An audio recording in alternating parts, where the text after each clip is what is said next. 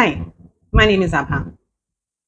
Today I decided to do this video mainly to bring awareness and also encourage women to know their rights, to know the rights that are given to them by the constitution of the country they live in, and also to encourage women to know more about financial side of the things.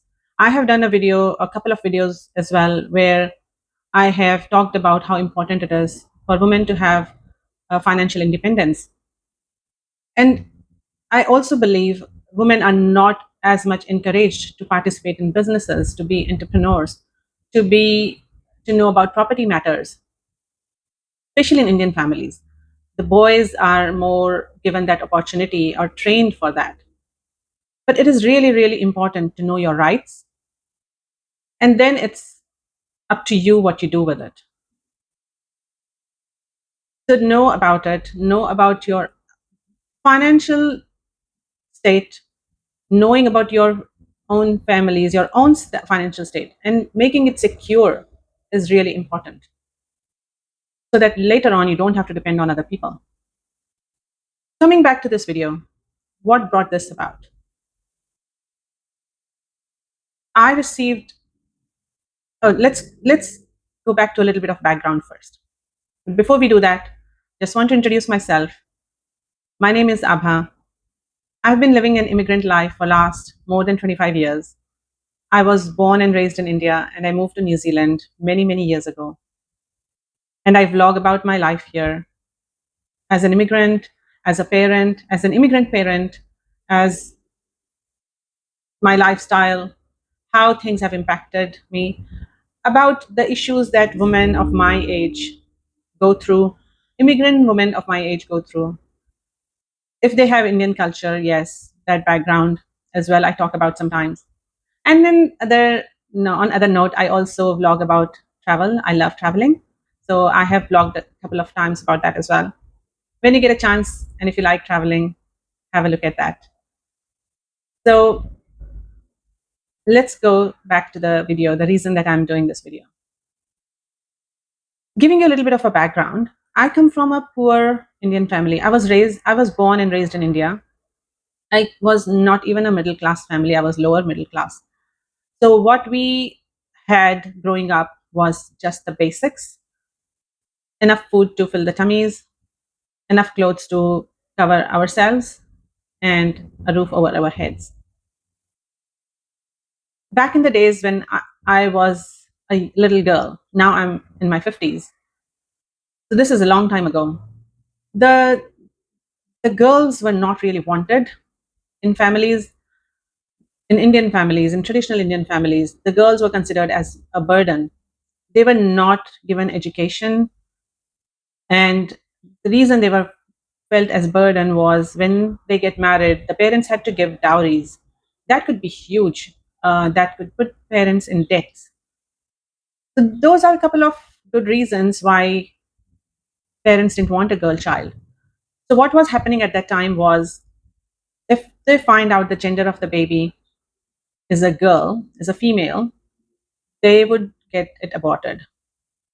So over the years, the ratio of men and women had completely gone skewed in India, to the extent that the Supreme Court or the lawmakers had to interfere, and there was a law passed making the finding out of the gender while you're pregnant as illegal.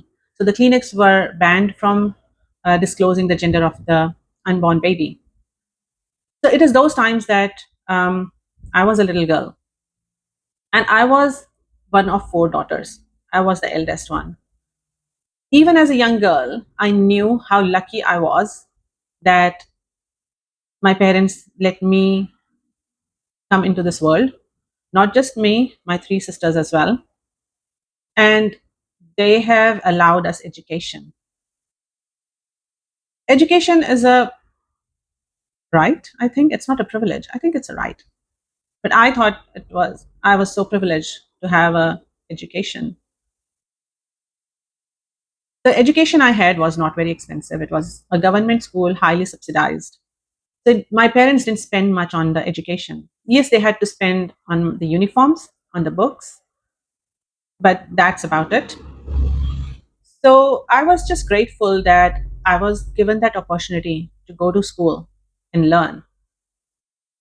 Coming from a poor family, I had always had a dream to lift my family out of poverty. I wanted to study really hard, gain good qualifications, and get a really good job and just lift my family out of that poverty.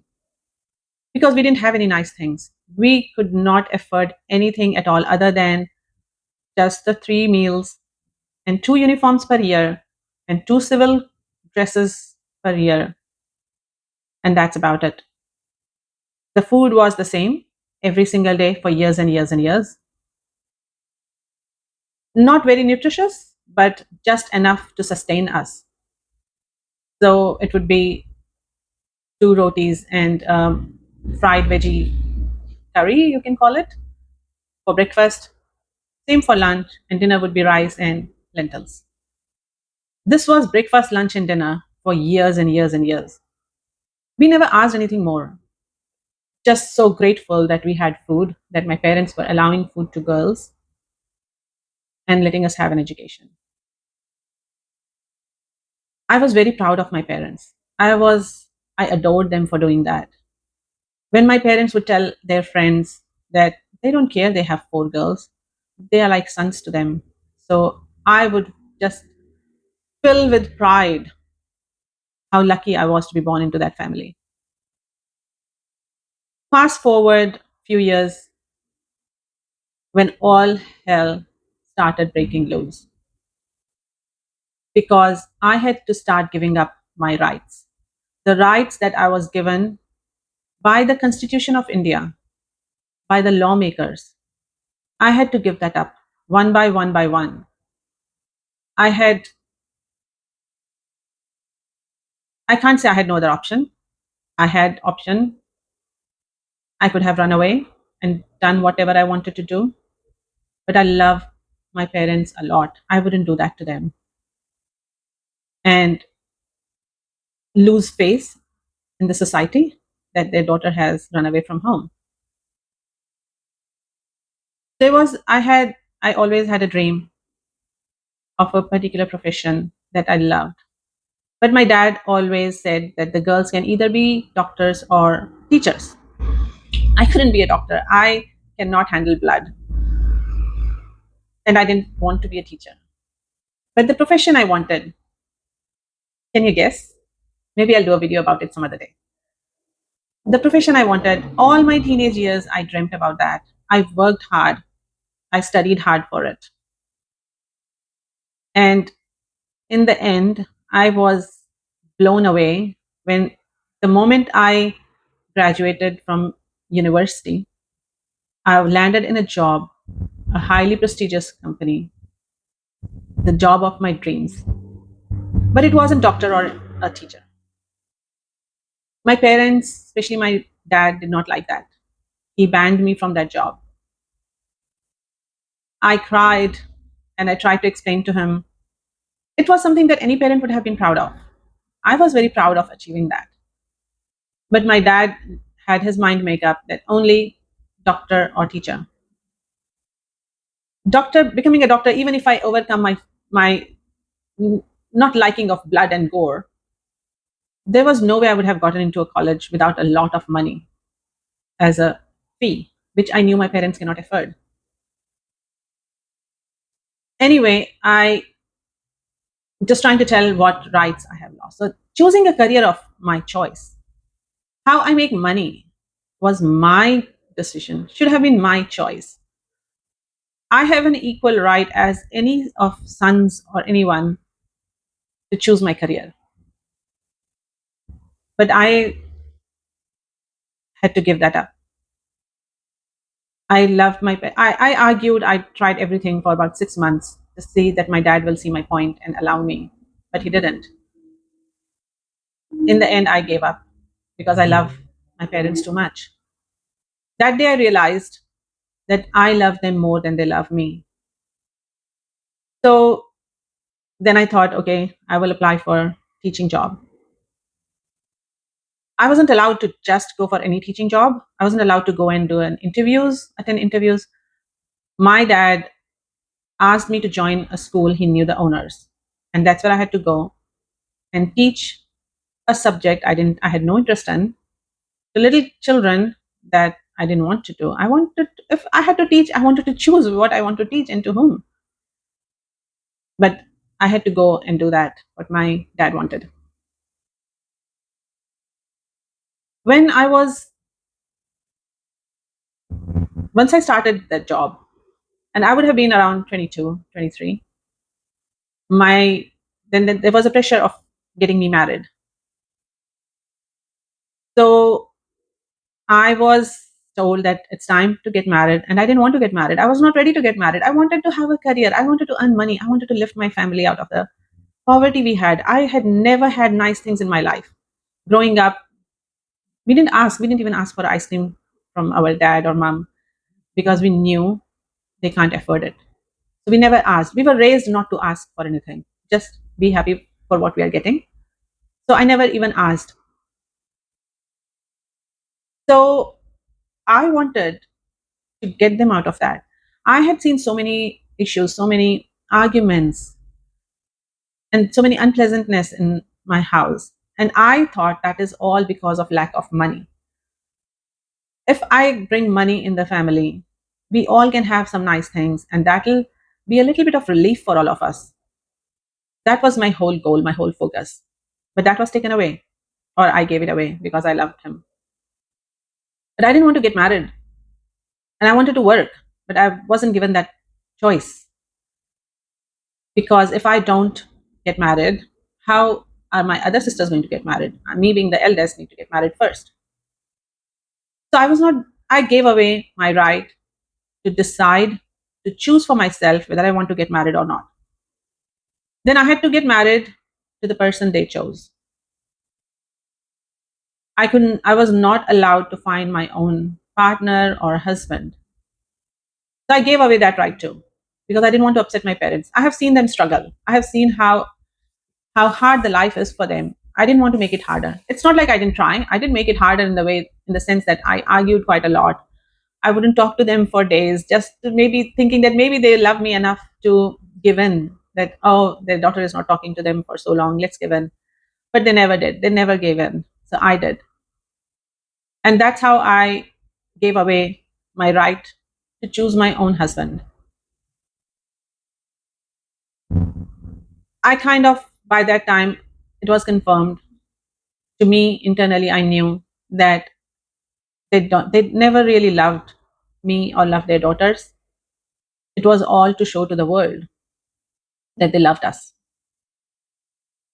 While this was happening, the another thing that I knew that they didn't love us was after saying and announcing to the whole world the whole time that how the girls are enough for them. When I was 16, my parents, my dad got retired, and they decided to adopt a son. My whole world shattered. I was so proud that my family does not discriminate. My parents were happy with just the girls. And as a teenager, as a 16-year-old, that was a huge thing to go through. I couldn't understand why they needed a son. I could not understand when they could not feed us, there was not enough money to feed us. How are they going to feed another mouth? So for me, it was just, since I was 16, it was just things were just falling apart around me. So I got married to the person they wanted. And another thing I never wanted to do was I never wanted to leave India. I know there are a lot of people who were trying to get out of India. I never did. That was never part of my dream. My dream was to stay close to my parents, to give them all the happiness they didn't have because of lack of money. And I wanted to be there, to see them happy. I wanted to be near my sisters, to protect them. We had domestic violence in the house. I wanted to protect my sisters. I didn't want to go. So that was never my plan to ever leave India.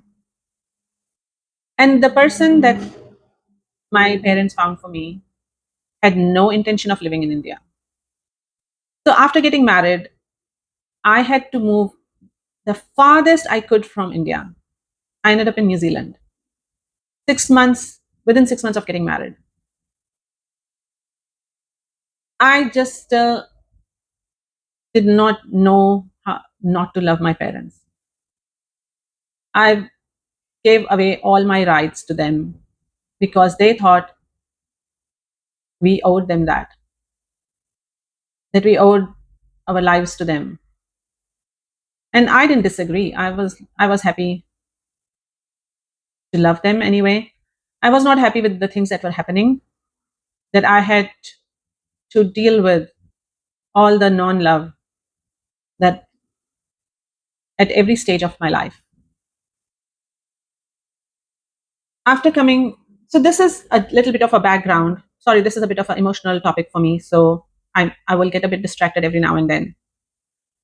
So the reason I'm giving you this background is knowing how poor we were and knowing how the financial situation was.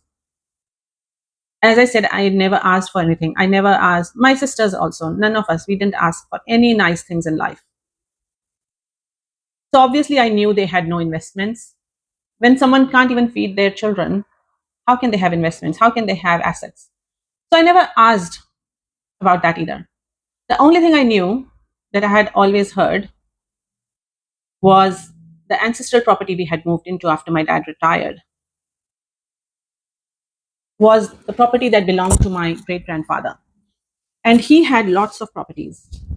So this was not the only ancestral property we had claim into. There were a lot more than that. I don't even know how many. And they were all at prime locations, the prime real estate locations. So they were high value, really high value properties. And I don't think my great grandfather left a will. And that's why when he passed away, there was a dispute for ownership, who owns which properties. So I knew there was a dispute about the ancestral properties. And I also knew they were quite high value because my dad would, I think rarely, but he would talk about those properties and how that'll um, get distributed or whatever about that it is under, that there is a court case going on about who owns what. And in spite of that, there will be like a big chunk that everyone will get. So I knew that was probably the only time my parents would get something because I was gone, or even us, for us to have any kind of nice things in our lives. So when I moved to New Zealand, I we were very new immigrants. We did not have much. We were starting from scratch. And soon after we came here, I found out I was pregnant with our first child. So we had a little child to look after as well. So in one of the letters, those days we used to write letters, email was not a thing at that time. So I remember I was very embarrassed and very hesitant to write such thing because we had never asked anything. And I was never like that, didn't have that kind of relationship with my parents that I could ask anything. But I knew that ancestral property, I had a right in that. So one day, very early on, when I was writing a letter to my dad, very hesitantly, I said, Dad, when that court case gets resolved, please remember you have 5 children. Because I knew there was no love for me, I had a feeling I will be, because I'm so far away, it'll be a case of out of sight, out of mind. They wouldn't even care, they wouldn't remember. So I wrote to him and I said, Dad, please remember you have 5 children. And he wrote back, yeah, I know, like it's a given. What am I talking about? And that's it. I never brought that topic up again because I had faith, I had trust that I'll get it. I'll get my share. So over the years, I had given quite a lot. I was told, I was expected to send money back home because they didn't have enough to eat. My mom would tell in one of our conversations on the phone how they don't have anything to eat. So I would send them money to buy food. And a couple of times when I went back home, what I saw didn't fit with what I was hearing. So when we moved to our city, our hometown, when my dad retired, I knew that my dad had spent quite a lot of money, whatever he had got on others, my cousins. So we were basically hand to mouth. And being, and my dad, he started working, but I was always told that he didn't earn much. But when I went back home and I started seeing things like I would send them money, I wouldn't be able to eat, but I would send them money and they showing me that they have bought jewelry from here and um, dresses from there, like thousands and thousands rupees worth. So I was kind of a little bit not suspicious, but I was like, if you're doing okay, then you should let me know. But I didn't say anything. So, and then every time I would go, I could see, and the way they were raising my brother, he had everything. He was given everything. He was sent to private school, and he was given a bike the moment he turned 16. So a lot of these things were happening, and I was happy. I just thought that my dad is earning much better now, so good on them that they are spending on themselves, and their financial situation is getting better. In spite of that, I was expected a lot. I was expected to do a lot when my sisters were getting married, and all of the time when my dad got sick. So they would say that they don't have money, and that's when it was like in my mind the wheels started turning. Like, how do you not have money? You're saying you don't have money, but you're living quite a decent lifestyle, probably better than mine. But how can you say you don't have money? But I just thought that's okay. Maybe whatever little they're earning, they're spending on themselves and they don't have anymore. So I ended up still helping them quite a lot financially until the moment that I saw that it is really not needed. They were enjoying their lives while putting me through hell, telling me, and I couldn't enjoy my life because I was so worried about them. So I decided once my children started growing up, I had a second one. And when they started growing up, started daycare, I decided that I'm not going to spend any more money. I could see they were living comfortably, and that's enough for me. So I need to focus on my family and spend on that. So the day when they asked again, and I declined very nicely, very hesitantly, I was not liking that conversation. But when I said I can't really spend any more money on them, um, they didn't want anything to do with me. They didn't want anything to do with me anyway. Even after, when I moved here, I was the one who would always call them, write letters, and all that stuff. So there was never. It was again always like they didn't have enough money to make international phone calls. So I was the one who was always keeping in touch. So that just kept going on, but I could feel that they didn't like it. The conversations will always end up there. That more expectations that, oh, you should do this for us, you should do that for us. So this is a very traditional Indian family who are very proud Indians. So what I don't understand is, being proud Indians, how could you not follow the Indian law? The constitution allows me to choose my own husband. The constitution allows me to choose my own career. But you are not worried about that. A proud Indian should honor all the laws as well. What about human beings? Like taking that away from another human being. I just don't know how you can do that. But a very traditional Indian family will have this kind of um, what do you call, prejudice or discrimination against girls. And I could see when my brother was growing up how he was treated. He was given everything, and we were not. So I could straight away see the discrimination, which I never thought that I would see in my family. And maybe there are more families where it happens like that. So I just wanted to um, share that it does happen. Most of the families it does not. Like, I have never ever come across any friend of mine where they have been discriminated. So there will be same rules most of the time for boys and the girls, except just come back home early for girls kind of thing. But when it came to like choosing career and all that stuff, there was not really any discrimination. Or it's not like you're giving better food to your son and less nutritious food to your daughter, or leftovers to the daughters. But that had started happening in our family. So after helping them all the time and then deciding that I'm not going to help anymore, the things got a little bit more tense, but they were still okay because it was me who was putting that effort. I was the one who was going and visiting them, and I was the one making phone calls. I was the one putting all that effort in keeping that relationship going with my parents, my brother, my sisters. So fast forward that to a few months ago, my brother told me in one of the conversations that the court case for the ancestral property is going to be sorted soon. And I was like, okay, then, it's still alarm bells didn't ring or anything. I thought he's my brother. He's going to make sure that we all get equal share.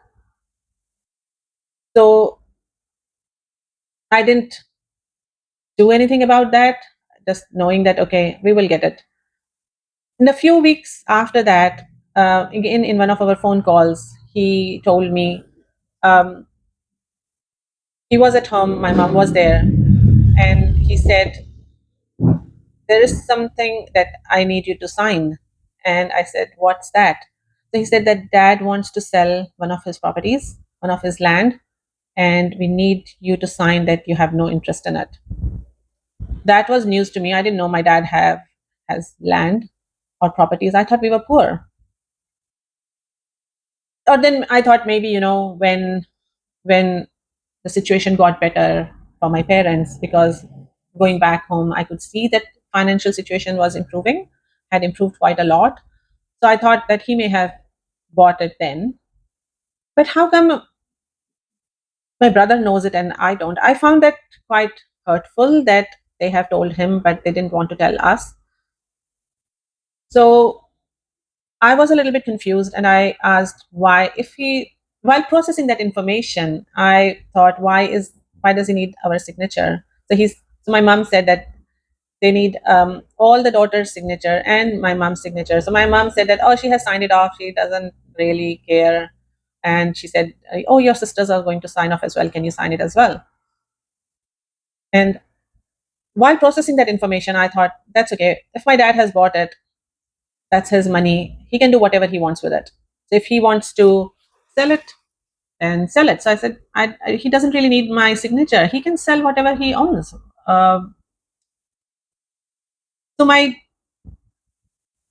thing is, I have had quite a few experiences with finances where I have blindly believed whoever will get in touch with me to say they need money, and I will give it to them, and then I will find out that the other person doesn't know, or I don't know. There were things going on that I didn't know. I was so far away from them. So I called my dad and I asked him, I said, I was a bit confused. Why is my dad not asking me that? Why is my brother asking me? So I asked my dad, I said, Dad, look, I had kind of learned my lesson that it's better to cross check. So I said, Dad, look, he has called me and he wants this signed. So my dad said, yep, I want to sell that land and I want that money. So can you please sign it? So I said, but why do you need my signature? You don't, it's your property, you sell it. And he said, oh, don't ask too many questions. Your brother has been in touch with big lawyers, and that's what they have suggested. So just do it. And I was like, okay, I'll do that. But I was like, this time alarm bells were going on in my head, because why does he need my signature? Why does my brother need my signature? And how come they have all these properties? So when I talked again, I found out that this is something that he had bought when my brother was not even in our lives. So way back in the days, my dad has bought this property. And I thought at that time we were really poor, like really, really poor, where the only time we would even get a fruit in the house, like any kind of good nutrition, would be when we would be sick. And then we will get like maybe an apple, they will cut it and give it to us. So it was those times when my brother was not even adopted by then. So if my dad had bought it then, so I was like, does that mean they had the money, but just because they didn't want to spend any on their daughters and they didn't want their daughters to ask for anything, this whole thing was created that we are poor? I mean, this whole dark cloud while growing up that we are so poor, that just made me, my only goal in life was to make some money so that I can get my parents out of that poverty. But that was a little bit processing that. I found it quite hurtful that even back then they had enough money to buy the properties. They just didn't want to tell us. But they told my brother. If Indian traditional families, the eldest child is the one you pass the information to. So me being the eldest, I should have been told. But then I realized I was a girl child. I was not just the eldest, I was a girl child. So obviously they will favor the male child to provide those kind of information, to pass that information. So anyway, as much as it hurt, and while I have been here for so many years, later one of my sisters moved here as well. We could see that all my parents were obviously quite comfortable, and all the money was getting spent on the siblings who were there. So they will get everything, all the nice things. Like, and one of those times I found out that my dad had bought, I don't know when did he buy that land, but he had given it to my brother to build a house, because just in one of our chats my brother just mentioned he's planning to build a house. I said, where? And he goes, oh, the land that dad had, he gave it to me. And I'm like, what land? What are you guys talking about? I thought we were poor. We grew up so poor that we could not even afford a apple, a fruit, unless we were sick. So how is this happening? Where how did he buy all these properties, and how come we don't know? It slowly occurred to me that it is because we were girls. They didn't want to spend anything on us. They didn't want us to have anything nice. They didn't want us to ask for anything nice. So this was all built around us. That's how I feel now. That's how I feel that has we have been lied to all our lives. And that is a huge burden to carry. There's those dark clouds that I carried for years and years and years, knowing how poor we were, how bad the situation was at home. And I kept helping while I was struggling myself, because I just couldn't bear the thought of my parents not having enough food. And then suddenly all these things are coming up, jewelries and like the most expensive gold jewelries they're buying. That my parents are buying diamonds, and then I thought, okay, when my dad is earning a little bit better, maybe that's when. But now finding out that later on, finding out that no, they have been doing that even before that, when we were supposedly very poor. So when I spoke with my brother, I told him, I said, okay, let me know what to sign. What is this property that you want me to sign away? And I will do it, because for me, even though it feels a bit hurtful that the other siblings get so much, but the parents don't care about the ones who are so far away. But I had known they don't really love me. They never did. So for me, it was not a, I was used to that hurt. Let's just say that. So I thought I will sign it. So he sent that, but he didn't send me the information about where that property is. So I asked him that. And then when I read the letter that he wanted me to sign, it was not just about that, it was also about the ancestral property. That I sign away my interest in the ancestral property.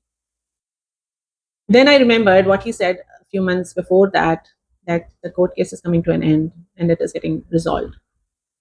And my whole world shattered again, one more time, knowing after raising us in the bare minimum that they can give to their child, now my brother wants to take away my ancestral right. I gave away all my rights. I gave up my dream job. I gave up my right to choose my husband. I gave up my right to live in India where I wanted. I kept giving up my rights. And now, just because they thought that my life belongs to them, my parents thought, I think that's what they thought. So I had to do what they wanted. But the ancestral property is not theirs to take it away from me. It is not theirs. It is my great grandfather's. And my brother got everything growing up. He got the best life, not like us, where we could barely manage to fill our tummies. He got the best life, the best of everything. Why does he want to take away that from us? So I asked him, you talked about the property that dad had bought, but this one says about ancestral property. Why is that? And I didn't want to sign that away. That was the last straw for me. I felt they were cheating me out of it. After taking everything away, that was just the last straw.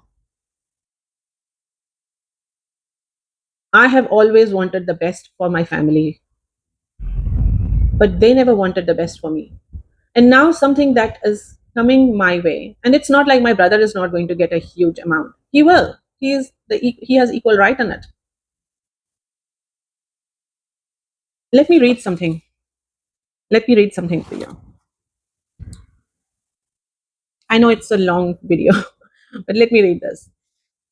The Hindu Succession Act of 1956, amended in 2005, gives women equal rights to inherit ancestral property as men.